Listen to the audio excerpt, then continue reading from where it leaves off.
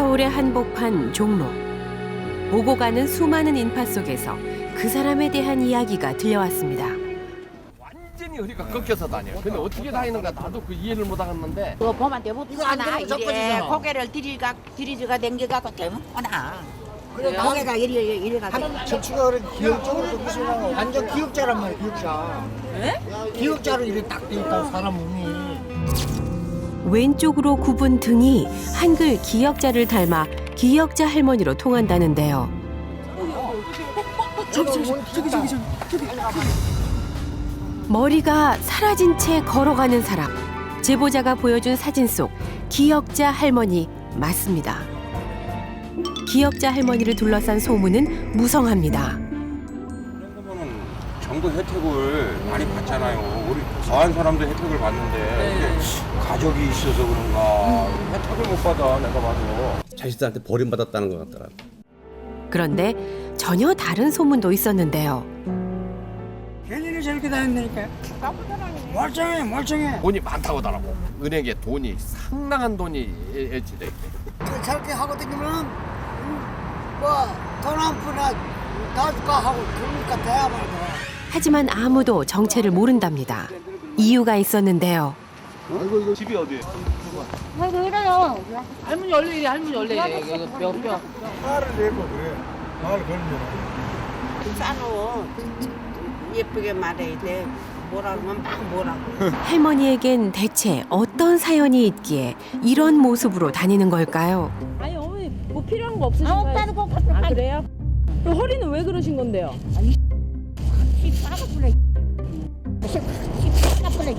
빨리 안 가?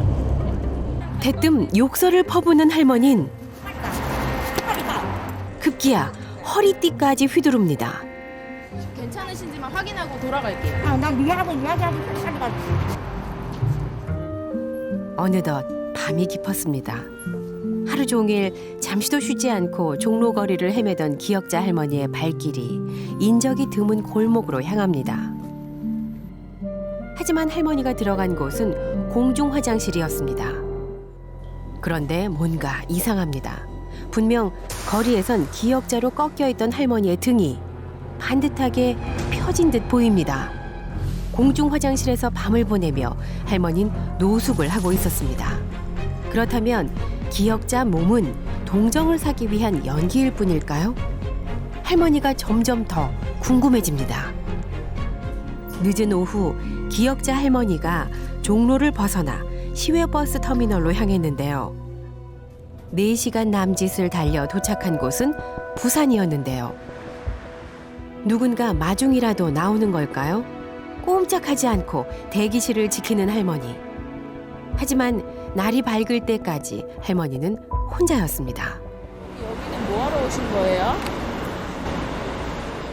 대답을 들을 순 없었지만 할머니가 부산을 찾은 것이 처음이 아니랍니다.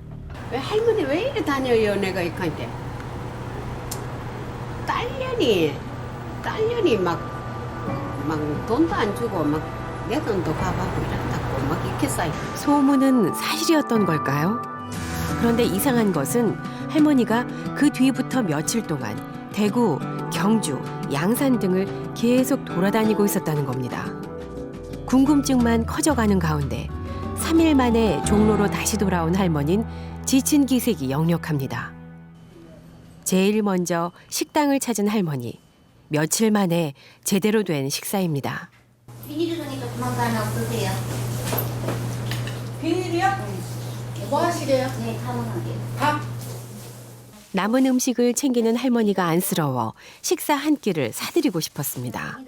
아니. 여기 아니, 빨리 주세요. 벌써 했어요 할머니. 그냥 가세요. 빨리 저희가 아는 사람 아니에요, 이 사람. 알고 보니 할머니는 남에게 신세 지는 걸 극도로 꺼려한답니다. 약을 사는데 내가 그냥 주려고 그러니까 그까짓게 몇 푼 남는다고서 돈을 안 받으려고 그래? 이러는 거야. 그래서 내가 아주 급할 때가 아니면 도움을 거절하는 할머니는 자판기 커피로 끼니를 때우거나 그마저도 여의치 않을 땐 버려진 쓰레기 더미를 뒤져 배를 채우고 있었습니다. 잠깐.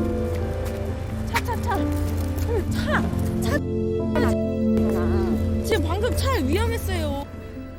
우리 눈앞에서도 위험천만한 상황이 수시로 벌어지곤 했습니다. 이대로 기억자 할머니가 거리에서 지내도 괜찮은 걸까요? 다음 날 아침부터 비가 내렸습니다. 할머니는 우산도 없이 거리로 나왔는데요. 비 와요. 비 오는데 어디 가세요? 예전 같으면 욕을 퍼부었을 할머니가 어쩐지 기세가 좀 누그러졌습니다. 우리가 거리에서 할머니를 만난 지 보름이 지났습니다. 하루 종일 빗속에서 거리를 헤매던 할머니는 지쳤는지 버스 정류장에 자리를 잡습니다. 그러더니 앉아요. 아, 저희 앉아요? 앉으세요. 네. 늘 우리를 밀어내기만 했던 할머니가 보름 만에 옆자리를 내어줍니다.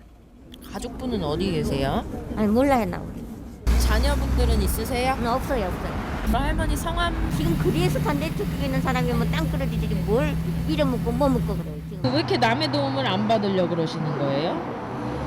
도움을 받게 되면 예. 이건 화폐 권력하고 네. 휴대폰 독침하고 생명을 바꾸기 때문에요. 예, 길 가다가 돈이나 이런 거나 아니면 먹을 거나 이런 거 받으면 그게 다 독침이 되는 거네요? 지금 그럴 때는 그렇게 되는 거죠. 허리가 약간 구부리 있어요. 남의 도움을 받으면 독침을 맞는데 자신의 몸이 기역자가 된 것도 그 때문이라는 겁니다. 의미를 알 수 없는 대답만 남기고 할머니는 입을 닫았습니다. 몸이 기역자로 기울어진 채 하루 종일 거리를 떠도는 고된 생활을 몇 년째 이어가고 있는 할머니를 더 이상 지켜볼 수만은 없었습니다. 우선 구청 담당자에게 도움을 청했는데요. 구청 직원에게도 할머니는 적대적입니다. 아, 저 깡패 아니고.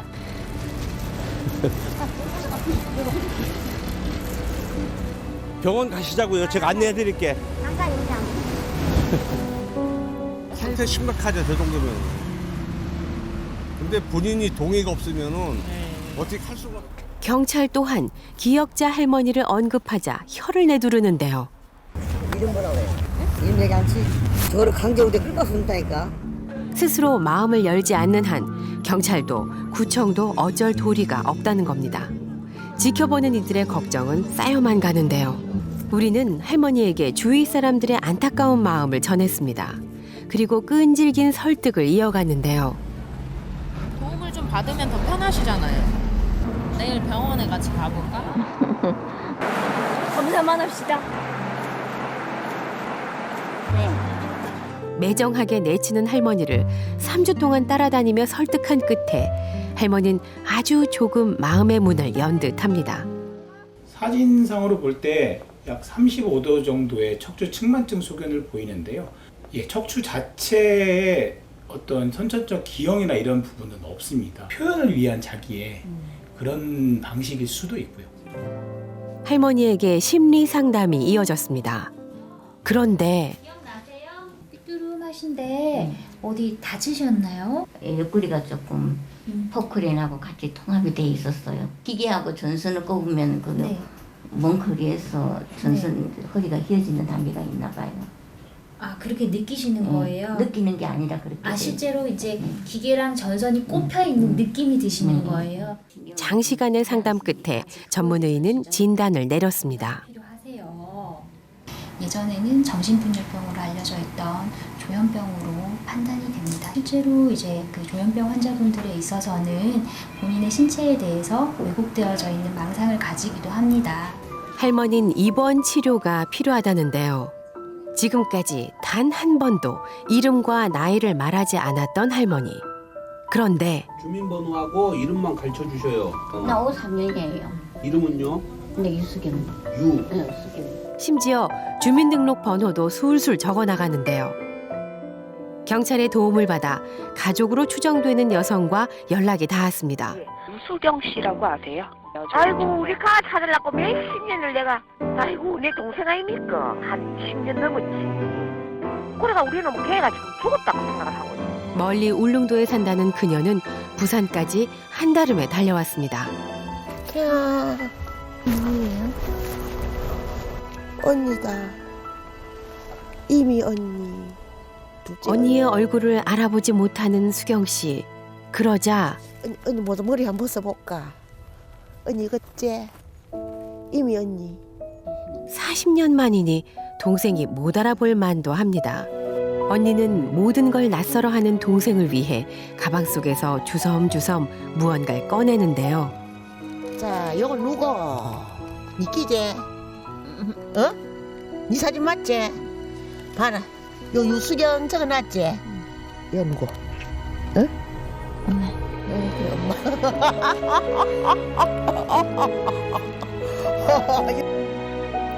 어머니 사진을 보자 그제서야 수경 씨는 가족에 대한 기억을 하나 둘 떠올립니다. 그토록 고왔던 동생이 어쩌다 이런 모습으로 돌아왔는지 언니는 기가 막힙니다. 아버지도 안 보고, 어머니도 안 보고, 저것끼리 안 와서 결혼식을 오래 타더라고요. 둘째 딸애가 교통사고 안 나가지고 다리가 하나 병신됐다고 시험한 시간에 우리 동생 보고 나무라더랍니다. 아, 강수 잘 안 하고 이래 돼가지고 이래 됐다. 결국 이혼을 한 수경 씨는 가족과도 연락을 끊고 지냈다는데요.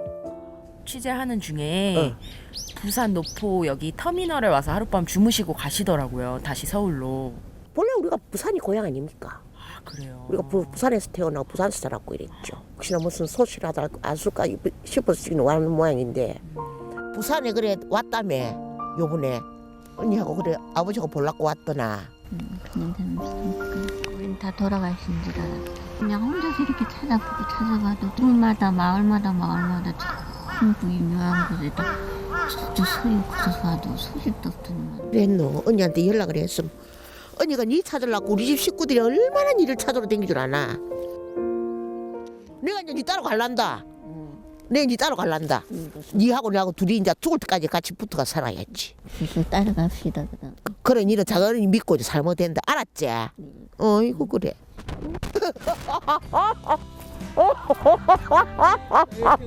아이고 보이 좋고 옛날 성격이 그대로 나오니까 하네. 날 믿고 살겠다 하네. 그 얼마 더. 그리고 수경 씨는 우리에게 뜻밖의 말을 꺼냈는데요. 응? 언니를 찾아줘서 고마워요. 아이고 세상에. 그런데 언니와 함께 걸어가는 수경 씨의 등이 놀랍게도 반듯하게 펴졌습니다. 이제 언니의 보살핌 속에서 수경 씨의 마음의 병도 씻은 듯이 낫는 날이 빨리 왔으면 좋겠습니다. 6년이 지난 지금 이들은 어떻게 지내고 있을까? 아이고 너무너무 행복하지요. 저하고 같이 한 집에 살고 있습니다. 아직도 꿈인가 생신가 싶어서 내같이 얼굴로 요래 꼬다보고 손도 만져보고 그럽니다.